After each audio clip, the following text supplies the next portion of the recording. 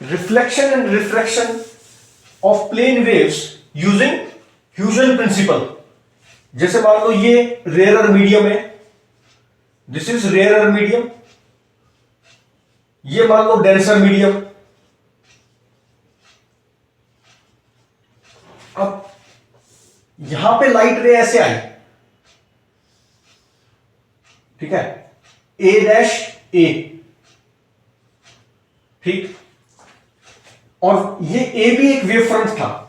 ए भी क्या है, मान लो ये वेव फ्रंट है, तो ऐसे आ रही होगी रे, ऐसे रे आएगी। ये मीडियम 1 है, ये मीडियम 2 है, रे इज कमिंग लाइक दिस, और ये क्या है, वेव फ्रंट है। अब direction of propagation of wave show कर रखा है, ये क्या है, direction of propagation of wave. और जो वेव फ्रंट होता है वो क्या होता है, परपेंडिकुलर होता है डायरेक्शन ऑफ प्रोपोगेशन के। तो ये वेव फ्रंट है, तो ये वेव फ्रंट है, ये ऐसे जा रहा है। अब ये नॉर्मल हो गया, अब टुवर्ड्स द नॉर्मल बेंड करेगी ने, ऐसे आएगी। अच्छा, अब ये टी टाइम में मान लो मीडियम 1 में वेलोसिटी थी v1 और डेंसर रेयर मीडियम में वेलोसिटी थी v1, डेंसर मीडियम में मान लो वेलोसिटी है v2, तो क्या होगा, v1 ग्रेटर देन v2 होता है, रेयर में ज्यादा होती है, ये तो अभी हम पता है हमें। लेकिन अभी कैसे सॉल्व करेंगे इसको, v1 ये मान लो एंगल I था, ठीक, ये I, ये हो गया एंगल R। अब ये I है, तो ये कितना हुआ, 90 माइनस I हुआ, क्योंकि वेव फ्रंट और डायरेक्शन ऑफ प्रोपोगेशन में एंगल कितना होता है, 90 परपेंडिकुलर होती है। तो ये 90, ये I, तो ये हो गया 90 माइनस I। अच्छा, और ये पूरा कितना है, 90, ये नॉर्मल है, टू द सरफेस है, इंटरफेस है। तो ये 90 में से 90 माइनस I अगर सब्ट्रैक्ट करेंगे तो ये एंगल कितना आ जाएगा, I आ गया। अच्छा, ये R है, एंगल ऑफ रिफ्रैक्शन हो गया, ये फिर से 90 डिग्री है, ये कितना एंगल है, 90 डिग्री। अब यहां पर ये मान लो टी टाइम में, यहां तक तो सेम टाइम में पहुंची दोनों, ये वेव फ्रंट था ना, तो ये तो सेम टाइम में यहां पर है, किसी भी टाइम टी पर, ये टी इक्वल टू 0 पे मान लो ये था। अब टी टाइम में ये यहां से यहां पहुंच गया, टी टाइम में, तो टी टाइम में इसको क्या बोलोगे, सी बोल दो इसको, ये पॉइंट हो गया सी। तो ये पहुंचा यहां से यहां टी टाइम में, तो ये डिस्टेंस बीसी कितना हो जाएगा, v1 इंटू टाउ टाइम मान लो, टाउ टाइम, टाउ में ये यहां से यहां पहुंच गई, ठीक, तो ये कितना हो गया, v1 इंटू टाउ डिस्टेंस हो गया। अब इतने ही टाइम में इस मीडियम में इसने कितना ट्रेवल किया होगा, v2 इंटू टाउ, ये वाला डिस्टेंस कितना है, v2 इंटू टाउ, ये e मान लो इसको।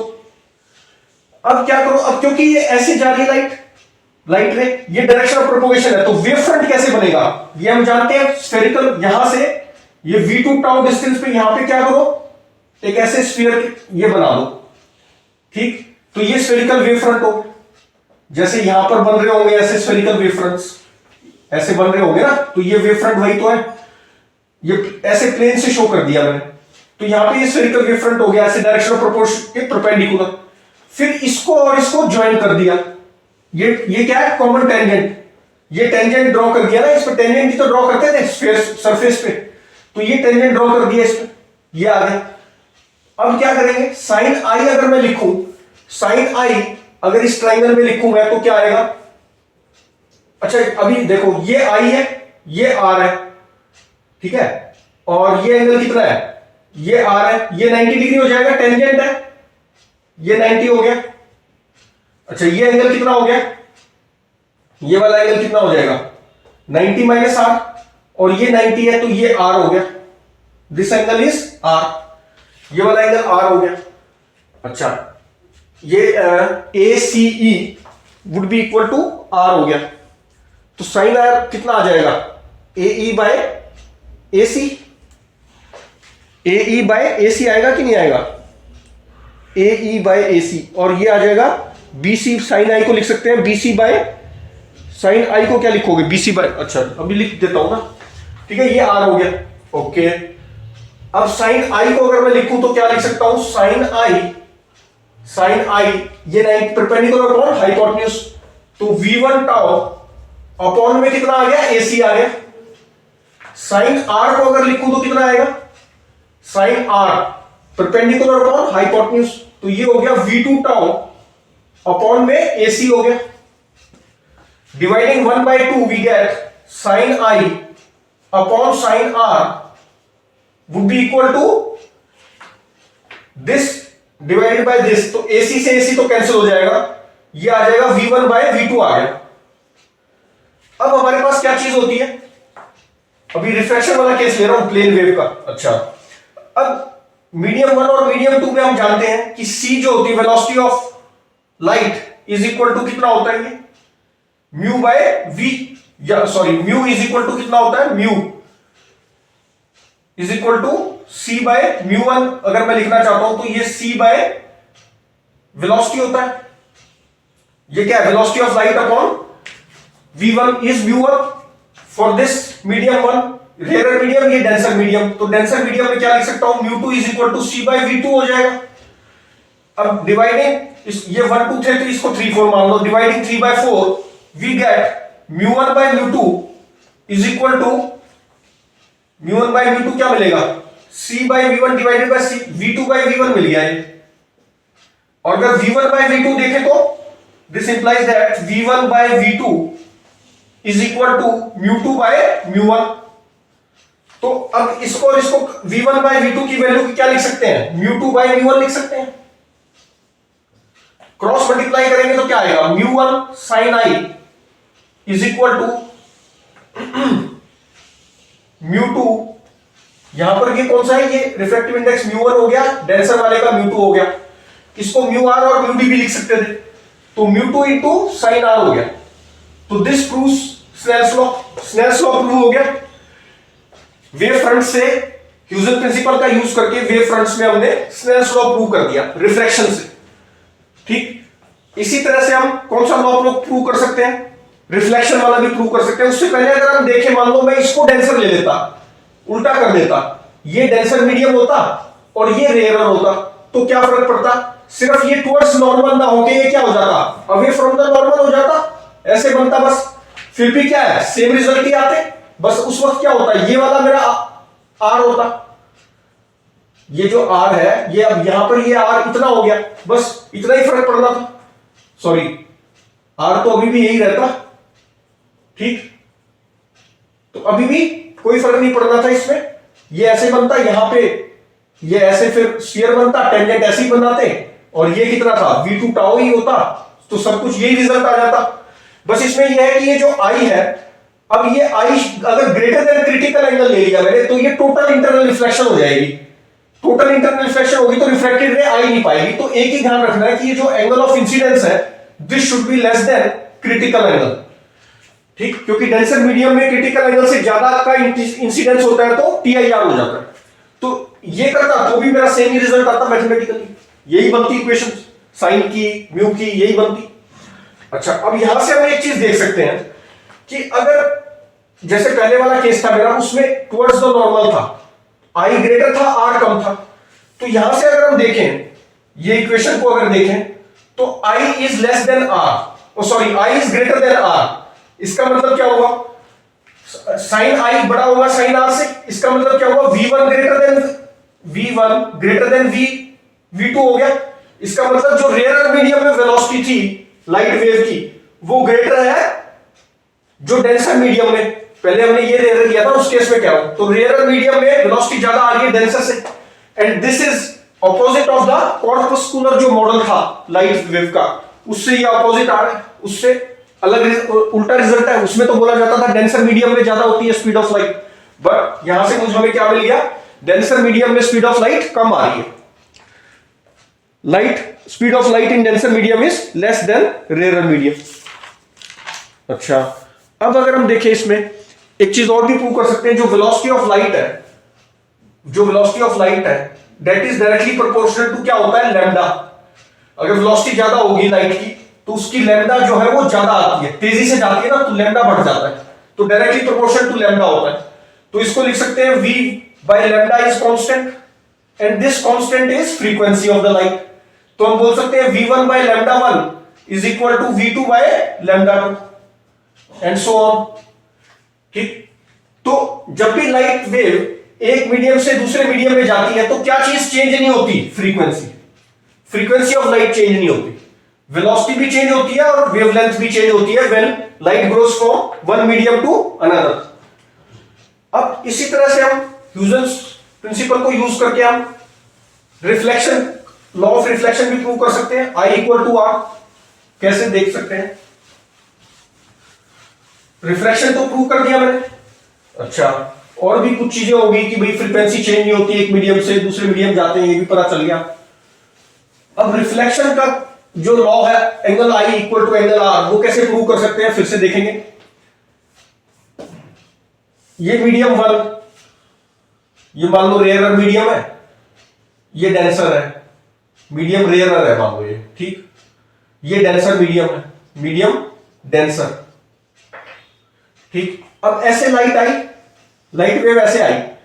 अब मैं रिफ्लेक्शन के कंसंट्रेट अगर कर रहा हूं, इस पे भी ये ऐसे आई होगी, ये वेव फ्रंट ऐसे रहा होगा, ये ऐसे लाइट आई, ठीक है, ऐसे आई लाइट, ये स्ट्रेट लाइन है। अच्छा, अब ये क्या है? ये रिफ्लेक्ट कर दी, ये ए डैश ए में आई, ये वेव फ्रंट है, दिस इज वेव फ्रंट, ये ए भी क्या है? वेव फ्रंट है।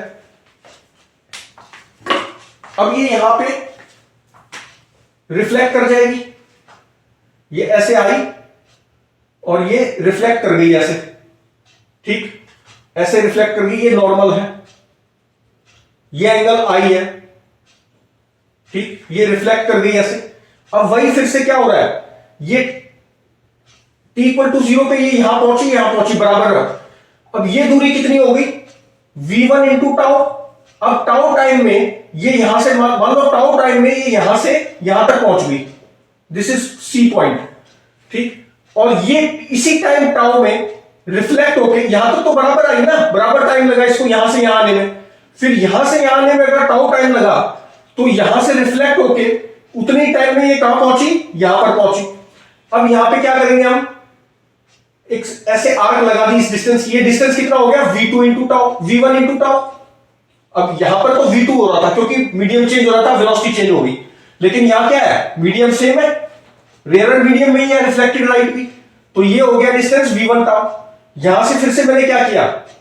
ऐसे आर्क कट कर दी इतनी लेंथ की, v1 टाउ की। यहां से क्या किया?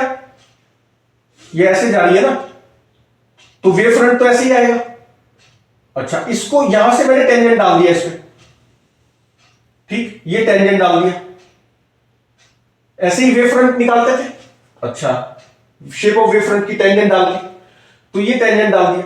अब अगर हम देखें इसको, ये ट्राइंगल, ये मान लो ई पॉइंट है, ये फिर से ये क्या होगा? ये 90 डिग्री होगा क्योंकि ये स्फेरिकल, ये क्या है? स्फेरिकल वेव फ्रंट, और इस पे ये टेंजेंट है तो ये 90 डिग्री बनाएगा, ये तो रिजल्ट होता है, ये 90 डिग्री हो गया। ये आई था, ये आर था। अच्छा, ये भी 90 डिग्री है। क्यों है 90 डिग्री? क्योंकि लाइट वेव का डायरेक्शन क्या होता है? ये वेव फ्रंट है ना, जैसे पिछले डायग्राम में भी यही वेव फ्रंट था, तो direction of propagation is perpendicular to the wave front, इसलिए ये 90 डिग्री। अच्छा, अब ये भी 90 डिग्री है, ये v1 टाउ है, ये भी v1 टाउ। इसका मतलब AE इज इक्वल टू क्या है? BC है। ये डायग्राम में छोटा बड़ा लग रहा है, लेकिन ये क्या है? AE is equal to BC है, क्योंकि इसकी लेंथ भी v1 टाउ और इसकी भी v1 टाउ। तो अगर मैं देखूं ये triangle, this triangle is congruent to triangle this, triangle EAC, triangle EAC is congruent to triangle EAC is congruent to triangle BCA, ये कॉन्ग्रुएंट होगा किससे? RHS से, राइट एंगल हाइपोटेन्यूज साइड। इस कॉन्ग्रुएंसी कंडीशन से ये कॉन्ग्रुएंट है। क्यों? क्योंकि right angle equal to right angle और ये हाइपोटेन्यूज इक्वल टू हाइपोटेन्यूज, ठीक है, और साइड इक्वल टू साइड। इसका मतलब क्या हुआ कि ये जो एंगल है इस वाले ट्राइंगल का, ये वाला angle, this angle is equal to this angle, और ये एंगल कितना है? अगर हम देखें तो ये एंगल कितना हुआ? ये R है, तो ये वाला एंगल कितना हुआ? 90 माइनस आई।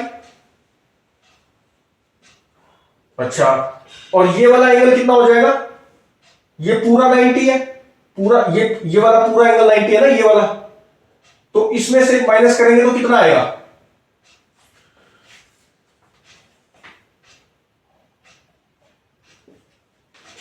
देखो इसमें थोड़ा सा, इसमें V1 टाउ और V2 टाउ है, तो इसमें ये एंगल कितना हो गया? I हो जाएगा, I इक्वल टू R बोल दिए, I और ये R हो जाएगा ना हमारा। ये वाला एंगल कितना हो जाएगा? अगर हम ध्यान से देखें तो ये एंगल I आ रहा है और ये एंगल R आ रहा है, ठीक, ये एंगल R आ रहा है और ये I आ रहा है। तो अब ये ट्राइंगल कॉन्ग्रुएंट है इस ट्राइंगल के, तो मैं बोल सकता हूं ना कि ये वाला एंगल, कौन सा एंगल? BAC, BAC नहीं, सॉरी, B, ये वाला angle BAC is equal to AEC, sorry ACE, क्योंकि कॉन्ग्रुएंट ट्राइंगल है ना। ये एंगल इस पे आएगा, ये साइड इस पे आएगी, ये वाली साइड इस पे आएगी, ये वाली साइड कॉमन है, तो ये एंगल किस पे आएगा? इस पे आएगा। कॉन्ग्रुएंट इसके ऊपर रखोगे, कॉन्ग्रुएंट ट्राइंगल है, तो this angle should be equal to this angle. अब ये देखो ये I कैसे हुआ, ये वाला एंगल I कैसे है? ये तो पिछले वाले वीडियो में तो हमने किया था, ये I आ रहा था और ये R आ गया, ठीक है। इसको देख, ये तो मैथमेटिकली दिख रहा है कि ये I के बराबर ही है। I के बराबर कैसे है? देखो ये R है, ये पूरा कितना है? अगर हम देखें ये पूरा 90 डिग्री है, देखो दिस एंगल इज 90 डिग्री, और ये वाला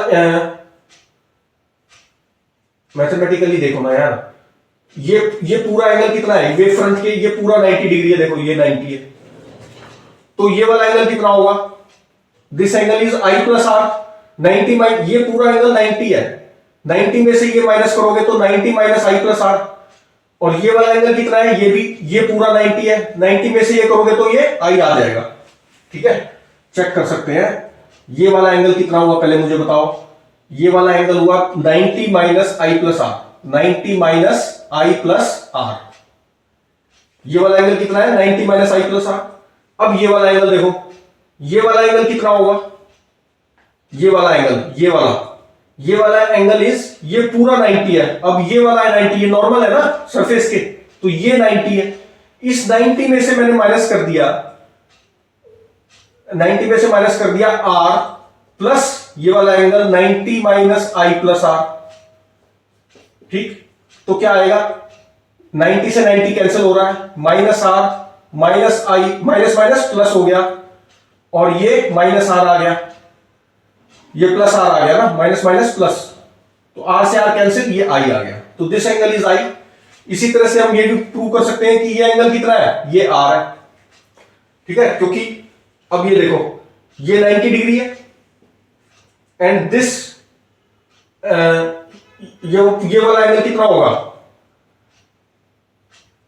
ये वाला एंगल कितना हो गया? देखो ये 90 है और ये पूरा एंगल कितना हो गया? ये I है, I प्लस दिस करोगे तो 9, ये पूरा एंगल कितना आएगा? ये वाला angle, this angle would be this angle plus this angle, तो दिस प्लस I से I कैंसिल हो जाएगा, ये 90 माइनस R आ गया, ये पूरा एंगल। और इस ट्राइंगल को देखोगे तो दिस प्लस दिस क्या होना चाहिए?